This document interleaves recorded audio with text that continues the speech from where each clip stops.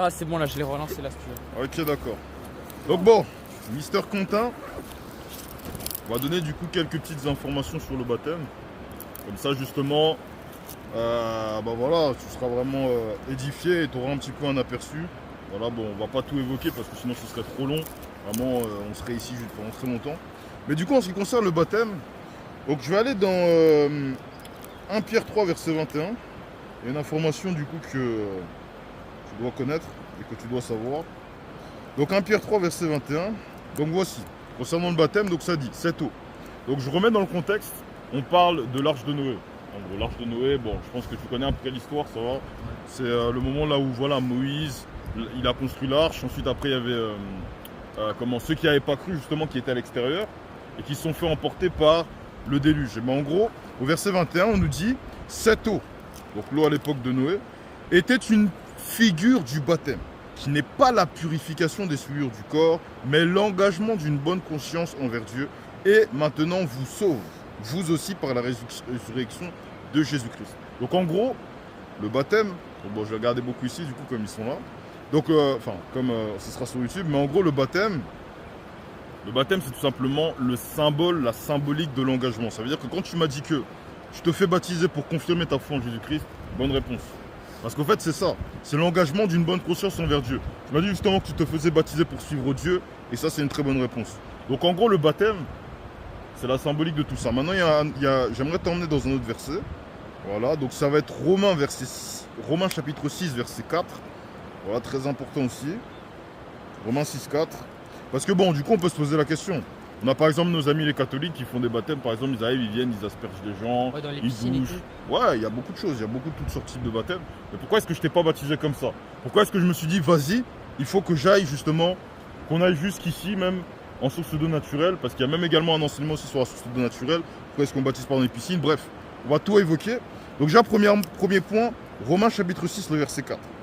Nous avons donc été ensevelis avec lui, donc avec Jésus-Christ, par le baptême. C'est-à-dire que le baptême, c'est un ensevelissement. Par le baptême en sa mort, afin que comme Christ est ressuscité des morts par la gloire du Père, de même, nous aussi, nous marchions en nouveauté de vie. Donc quand on est venu ici, on t'a baptisé, enfin je t'ai baptisé justement de cette façon-là, tout simplement parce que de la même façon que Christ, il a été enseveli, on l'a mis dans le tombeau, il est arrivé, on l'a mis dans le tombeau, après il est ressorti. C'est le même symbole qu'il y a ici, lorsqu'on arrive, on te baptise, j'arrive, je viens, je prends la personne, on te plonge, on t'immerge, ensuite après on te ressort, c'est le même principe. Comme Jésus a été enseveli, toi tu es enseveli, il y a l'eau qui est au-dessus de toi. C'est pour ça que j'ai dit que tout doit bien rentrer. Tout doit bien rentrer parce que tu dois être enseveli. Comme Christ a été enseveli, tu vois, il n'y a pas eu sa tête qui sortait du tombeau. Ouais, mais est-ce que genre s'il y avait genre mon pied qui dépassait, genre ça m'aurait pas baptisé? Il faut que tout rentre. Vraiment tout. Même un orteil, même tout. À la rigueur, les cheveux, bon, ça on s'en fout un peu parce que bon, ça c'est. Je connais. Pas la chair? Non, c'est pas la chair. C'est pas la chair et voilà, c'est corporel. Tant que tout ton corps est rentré, c'est bon, tu vois. Donc nous avons donc été ensevelis par le baptême en sa mort. Et c'est ça le problème justement avec le baptême justement des catholiques. Ou le baptême même que bon, il y a des branhamistes aussi qui peuvent baptiser comme ça. Ils te font baptême sniper, pistolet à eau. D'autres ils te mettent le truc de pommeau de douche. C'est pas bon. Parce qu'il n'y a pas cet ensevelissement là. Donc écoutez bien, il n'y a pas cet ensevelissement là. Comme on va l'avoir dans un baptême en immersion. Donc du coup c'est à peu près ça. Maintenant la question qu'on peut se poser. Mais Franck, on aurait pu aller dans une piscine. On aurait pu aller dans ta baignoire.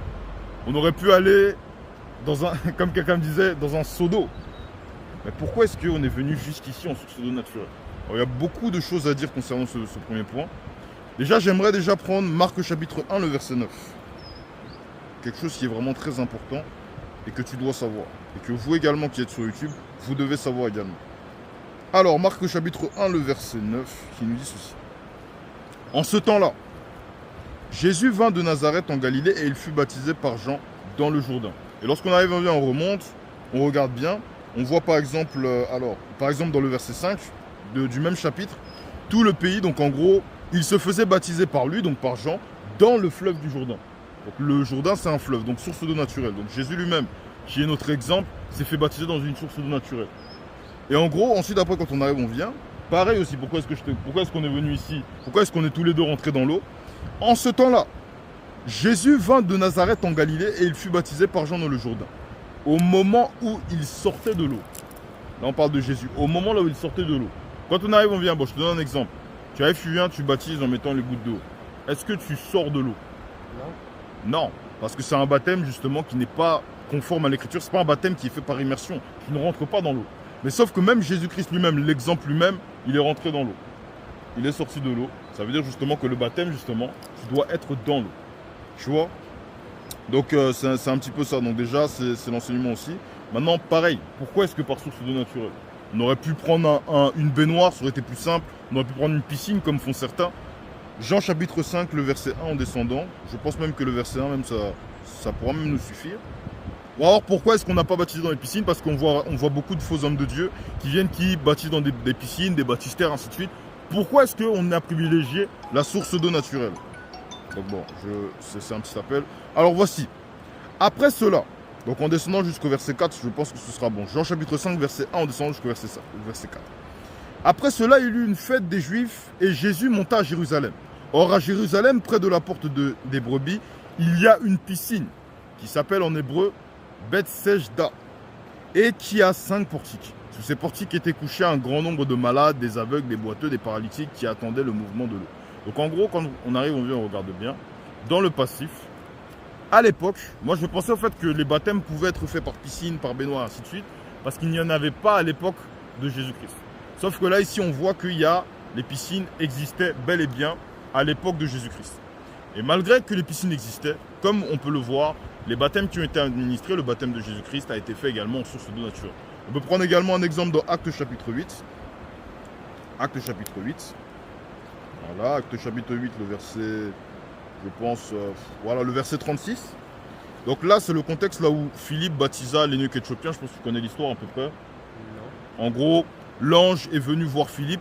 Il lui a dit, voilà, va vers l'énuque, en gros l'énuque, donc le gars en question qui était éthiopien. Philippe est venu le voir, ils sont partis. Il lui a prêché la bonne nouvelle. Et ensuite, après, voici ce qui s'est passé. Ils étaient tous les deux dans un char. Verset 36, comme ils continuaient leur chemin, ils rencontrèrent de l'eau. Et l'énuque dit, voici de l'eau, qu'est-ce qui empêche que je sois baptisé? Donc est-ce que, par exemple, si on arrive au vient, on se balade, on est à l'extérieur, parce qu'eux ils étaient à l'extérieur, on peut mettre un char dans une piscine. Est-ce qu'on va croiser une piscine à l'extérieur? Non. On va croiser quoi? On va croiser des sources d'eau naturelles. Tu vois?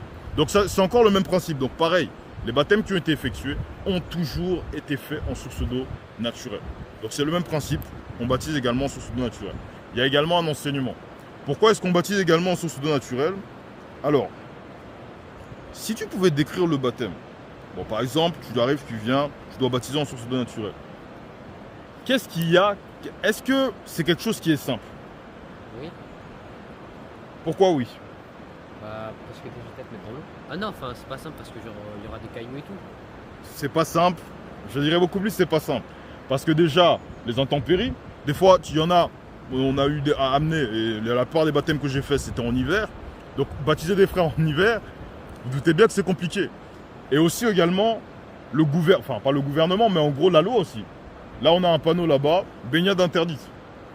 Et généralement, justement, quand les gens arrivent, ils viennent, ils nous attrapent en train de faire des baptêmes comme ça, ils vont dire, ouais, mais pourquoi vous ne faites pas justement comme les autres? Baptême dans les piscines, à gauche, à droite. C'est quelque chose qui est compliqué de se faire baptiser. Et ça également, c'est un enseignement même sur la vie chrétienne. Pourquoi? Parce que la question que je pourrais te poser, c'est est-ce que la vie chrétienne, c'est simple? Non. Alors la question même qu'il faudrait se poser, et la question même que j'aimerais poser à tous les pasteurs ou autres qui baptisent dans les piscines, pourquoi est-ce que le baptême devrait être simple alors que la vie chrétienne est censée être compliquée, entre guillemets?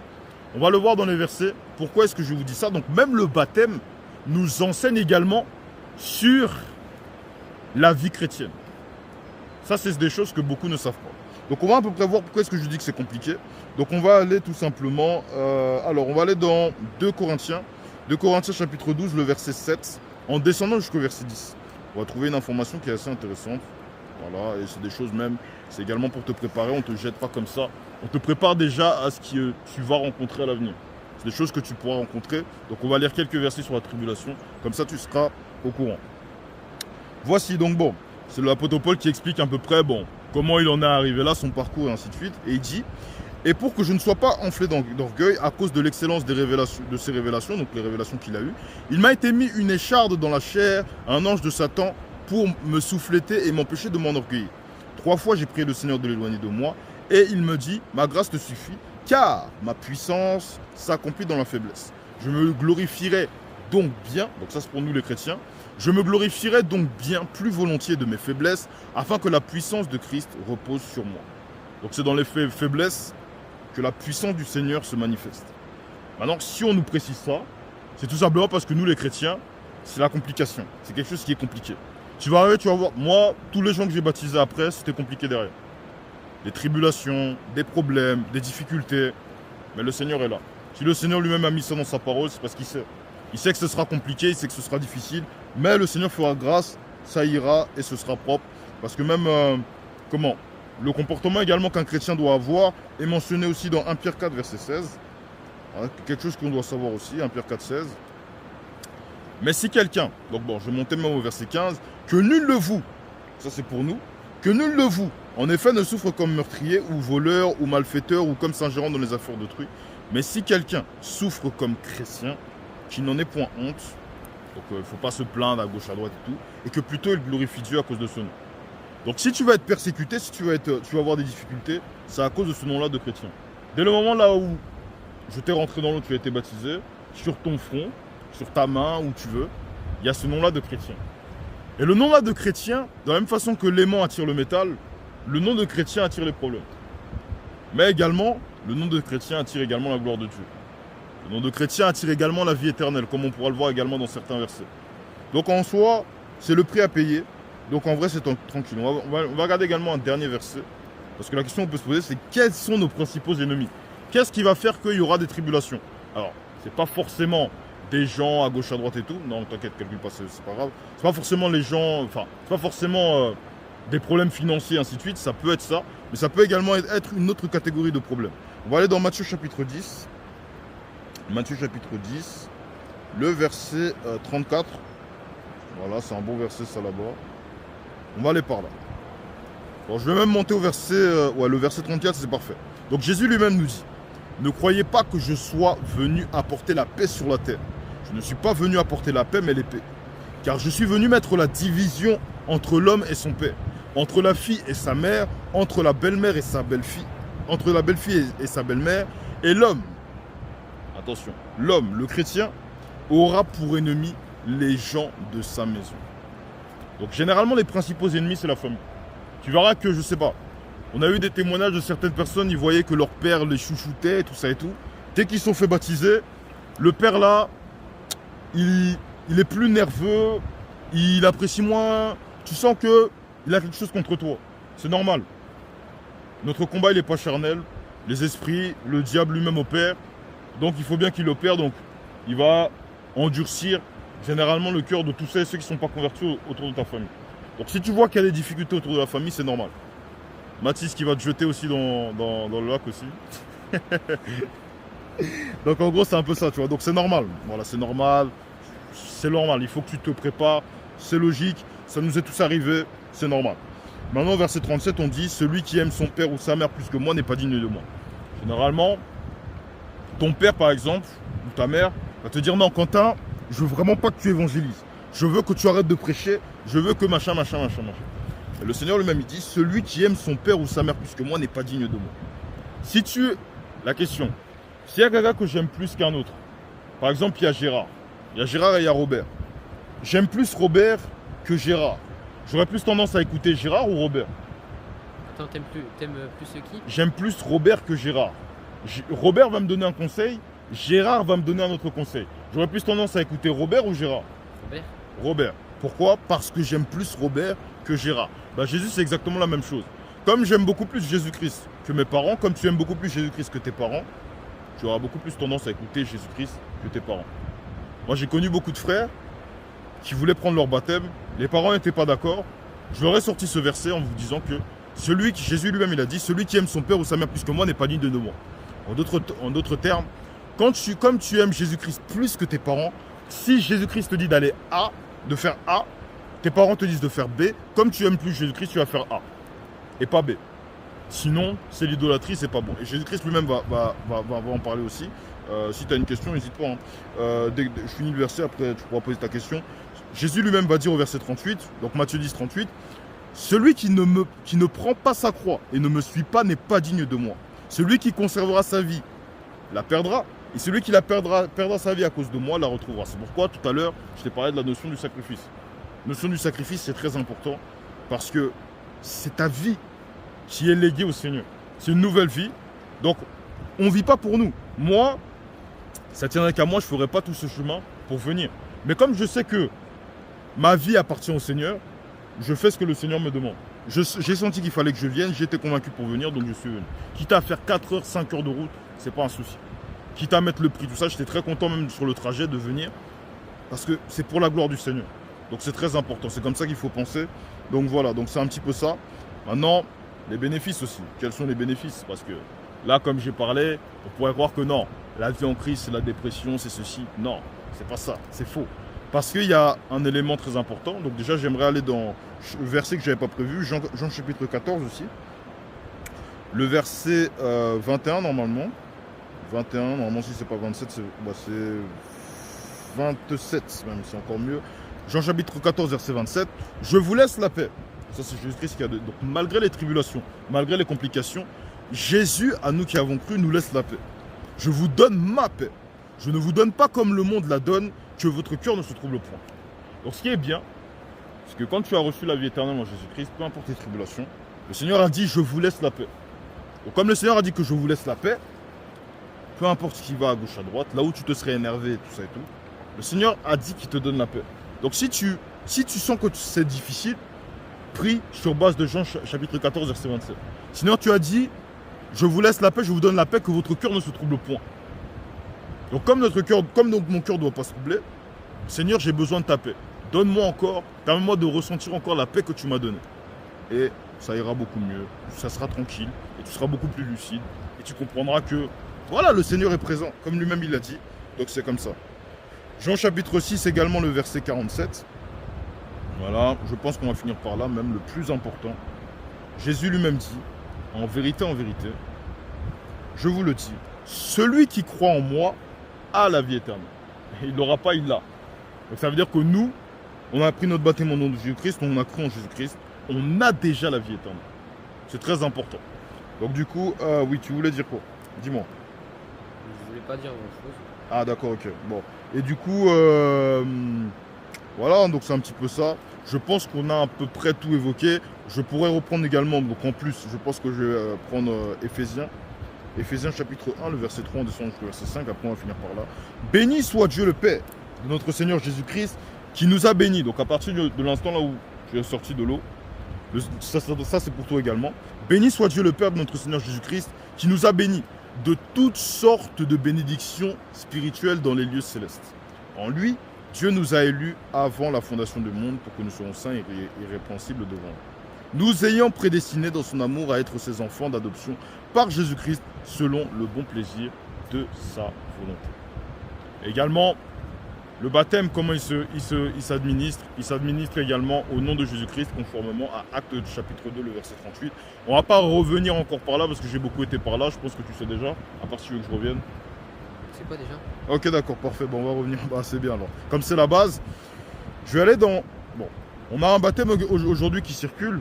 Le baptême également que beaucoup administrent, c'est le baptême au nom du Père, Fils, Saint-Esprit. Aujourd'hui, la façon dont j'ai baptisé, c'est le baptême au nom du Père, Fils, Saint-Esprit.